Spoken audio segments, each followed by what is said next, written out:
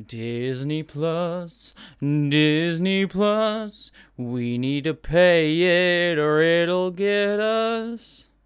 Disney Plus.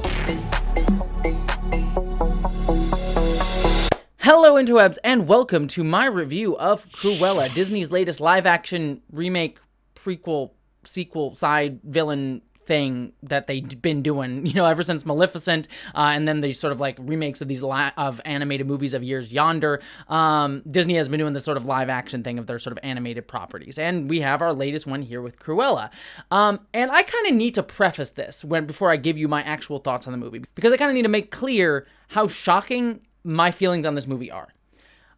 I have not liked a single one of Disney's live-action remakes. I've seen pretty much all of them. I've seen Maleficent, I've seen Maleficent sequel, which I even forget the name of, which I thought were okay. I've seen Beauty and the Beast, I've seen Mulan, I've seen Aladdin, and Aladdin was probably the only one that I was kind of like, oh yeah, this is good-ish. At least they were trying to do something new when it came to Will Smith's interpretation of the genie. But other than that, I found like most of them didn't really add much or do anything kind of spectacular. They really felt kind of bland and kind of dull and needless, and in the case of Mulan, actually made them actively worse. Maleficent, also kind of gets into like that. At least they did try to do something interesting with that, but overall, I have not really liked them. I've always found them at the very least inoffensive, and at the very worst, just worse. Again, in Mulan's case. So I say that up front because I want you to know how shocked I am to say this. But Cruella might be one of my favorite movies this year. I adored this movie. Do not get me wrong. This movie has a lot of problems. It also has a lot of that sort of like Disney trashiness that I'm not really in love with. But this movie just hit me in such a perfect way that it is my trash. It is like my perfect trash of a film, and I just honestly really, really loved it. And I am more shocked than you are probably to have myself say that. I saw this movie and A Quiet Place Part 2, and if you had told me this weekend which movie I thought I was going to enjoy more, I was going to say Quiet Place Part 2, and I'll give my thoughts on Quiet Place Part 2 in another review later this week. But coming out of this, I never thought I would have to say more about Cruella than I would about A Quiet Place Part 2, but here we are. But let's actually get into this movie. One of the things that I think really works for me about this movie is it actually works off of one of the weaknesses of the other Disney live-action movies.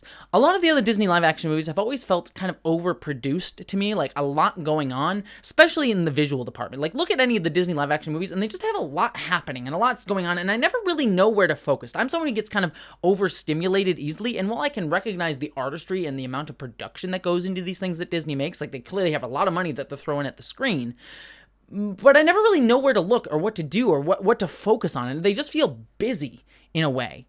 But here, that actually kind of works, because this movie is basically trying to do like a Devil Wears Prada mixed with a little bit of Guy Ritchie flavor kind of tossed in there, which is kind of surprising considering Aladdin actually had Guy Ritchie, I believe, directed. I might be wrong on that, but I believe so. So it's strange that this feels more like a Guy Ritchie film than the actual Disney Guy Ritchie film that was done. That overproduced nature works here because in the fashion world, that's what you're kind of doing. It is an overproduced sort of thing. And it really just, that extraness, that production level fits this world so wonderfully. And then you marry that with the specific setting of this movie, which I believe is like 1970s-ish London, very punk sort of feel to it, but kind of mixing that with this fashion world. It gives this unique aesthetic and feel to it and personality to this film that just really pushes through. Whereas all the other Disney live action movies never really felt like they have much personality behind just wanting to ape off of the live action, or sorry, the animated versions of themselves. This one feels like it's actually trying to have a personality, actually trying to have a take on Cruella in a way that feels fresh and vibrant and new. And I just was so here for that. Emma Stone, by the way, gives a phenomenal performance here. Her accent and over-the-top nature, she's just clearly reveling in playing this part in almost every single scene. And I mean, I'm a huge Emma Stone fan. I have loved her in pretty much everything she has been in. And this movie is no different. She is clearly just having a ball in every single sequence. And I just absolutely adored that. And her bouncing off of Emma Thompson, who is the villain here. And I don't want to spoil too much about here, but she's very much playing like the Meryl Streep from Devil Wears Prada type role, but with a much, much darker edge. edge here, and she also is sort of reveling in the nastiness of her character in a way that Meryl Streep never really felt like in Devil Wears Prada. I'm also going to say, this is going to be my second controversial take of this video, I should say here. I never saw Devil Wears Prada when it came out, when there was that big fervor of it, mostly because I was like presenting as a dude at that time, and I sort of like, oh, I have to look down at those like girl movies. Now I realize the mistake that I was making in those choices in my life, for numerous reasons, not just the movies. But because of that, I recently just rewatched Devil Wears Prada within the past year for the first time, and I have to say, I thought it was good, but I don't have the nostalgia for it, and I thought it was like fine. It was just a fine movie that I feel like a lot of other movies have kind of done a little bit better, had a little bit more personality to them than that movie did, and I don't really have that veneer of nostalgia for it, or the recognition that it was like one of the first movies to kind of do that sort of like women's world sort of thing in a way that feels kind of empowering and focused on and actually done well. But this movie takes that and pushes it even further, and like I said, gives it much more personality and punk flavor that really just resonates with me personally. Like, that sense of like punk and like screw the establishment and like screw the man sort of feeling that comes out with Cruella and Emma Stone here is just, it just resonates with me more than Devil Wears Prada ever did, and I feel like the darker tinge to this really, really works. I know a lot of also other people, while I am saying that this definitely has that Devil Wears Prada feel to it, but I think takes it even a little bit further for me in my mind, I also feel like people have been comparing this movie to like maybe Joker, or also to, maybe Harley Quinn, like sort of Emma Stone's Cruella is very Harley Quinn-esque, but I don't really feel like that's a fair comparison. Yes, this is an anti-hero film, but she's never really as sort of like crazy out there or sort of depressing or dark as Joker is, nor is she as manic as someone like Harley Quinn.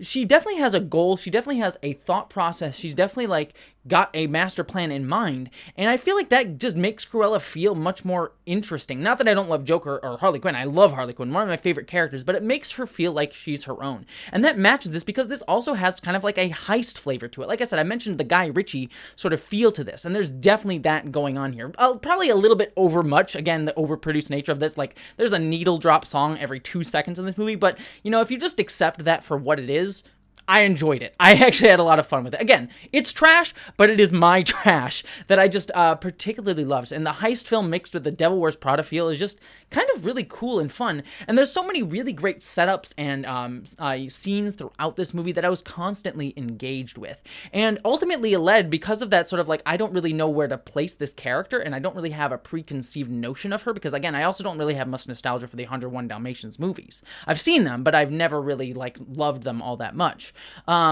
So I never really knew where to sit with Cruella as a character. I never really felt comfortable being like, is she a hero? Is she a villain? How far is she going to go? And it got me to the end of the movie where, I won't spoil, but the end bit of the movie, Cruella has to make a choice. And I actually wasn't entirely sure what choice she was going to make. And that is so rare for a movie where I'm like, I actually don't know what choice the protagonist is going to make. Is she going to go full-on villain, or is she going to become a good person, or sort of ride the middle ground? And I was just, it held me captivated all the way until the end, which is something that a Disney movie has really never been able to do for me.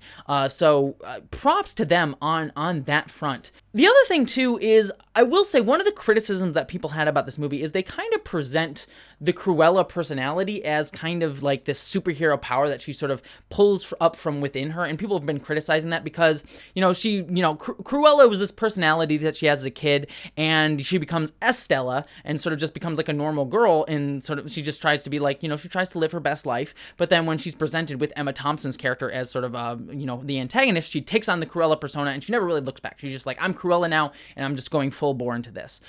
And I appreciate that as a criticism. That is 100% a criticism of this movie. There's not really a lot of character development beyond like, okay, I'm going to switch to this.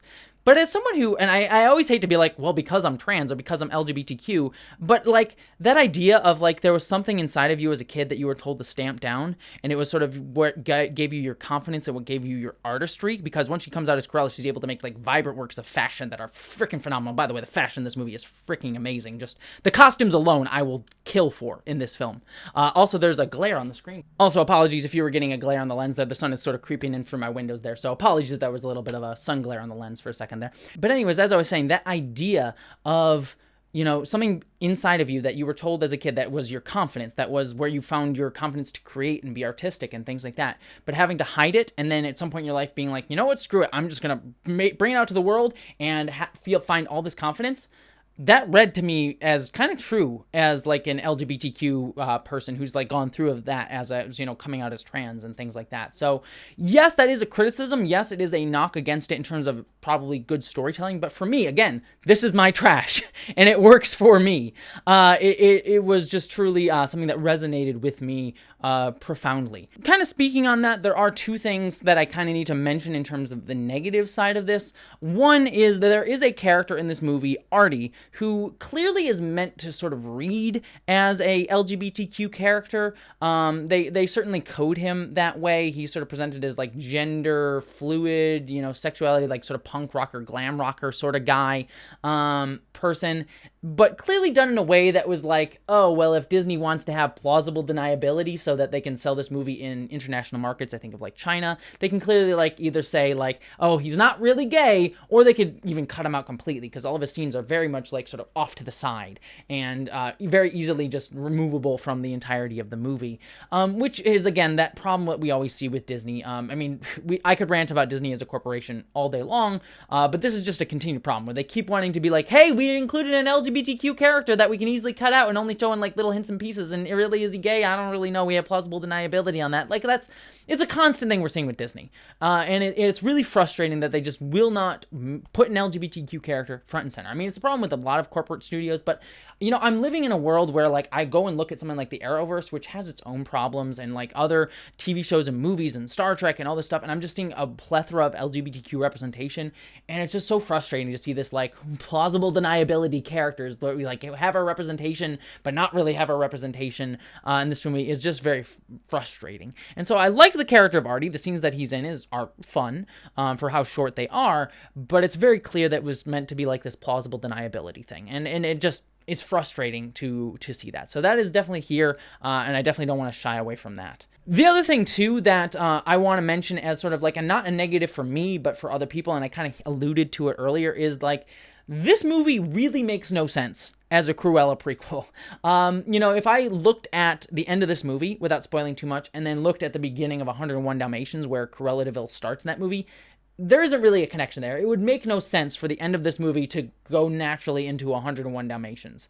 It really feels like this movie was only done as a Cruella movie to help make it more marketable. That this movie could have been done as something else, and then they just sort of stuck the Cruella name on it and threw in a few like references to the movie, like there are Dalmatians in this movie, to just sort of say like, oh, it's a Cruella movie, which me personally, as someone who does not have a lot of attachment to those movies, none of the Glenn Close ones nor the animated film, I liked them when I saw them, but I never really had a ton of attachment to them. I don't have a lot of nostalgia for them, and so I can look past that and not be bothered by it. But if you are someone who's coming to this being like a huge 101 Dalmatians fan, or you're really looking for that prequel nature and you really can't get over it, that is going to be a problem for you. For me, doesn't bother me, and I still love this movie regardless, but that definitely is an issue with this film, if that's something that you were expecting going to this film, which is totally fair, considering that this film is marketed as a Cruella prequel movie.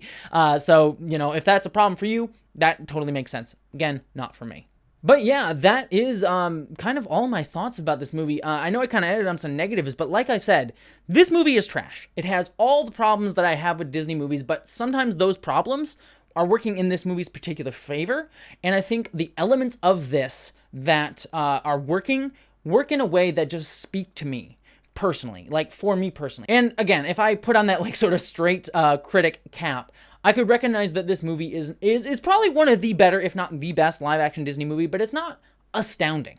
But the things that this movie did, and the things that this movie presented, just resonated with me so much. Emma Stone's amazing performance, the punk sort of feel of the movie, this sort of like undercurrent of an LGBTQ narrative throughout the film, regardless of, the larger problems with literal LGBTQ representation that Disney has. All of that stuff just hits me personally in a way that I just absolutely adored, and because of that, I kind of have to say that, like, again, this movie is trash, but it is my trash, and I might just say that this is one of my favorite movies of the year. Now, clearly, we're going to be getting a lot more movies, so I don't know if it'll stay there. But for right now, in a half a year that's been fairly devoid of a lot of big movie releases, this definitely resonated with me in a way I definitely did not expect. So, fantastic movie. I can totally understand people not liking it. In fact, I understand most people not liking it as much as I did. But for me, it just works. It just works. So, yeah, that's my review. I'd love to hear all of your thoughts on Cruella de Vil down in the comments below. Don't forget to subscribe to this channel for more reviews. I also have a main channel, Jessie, where I do my more video essay style videos. I also have a Patreon page that you can help support me at, but beyond all of that, I am so glad that you just stopped by and hope that you, as always, live long and stay sexy.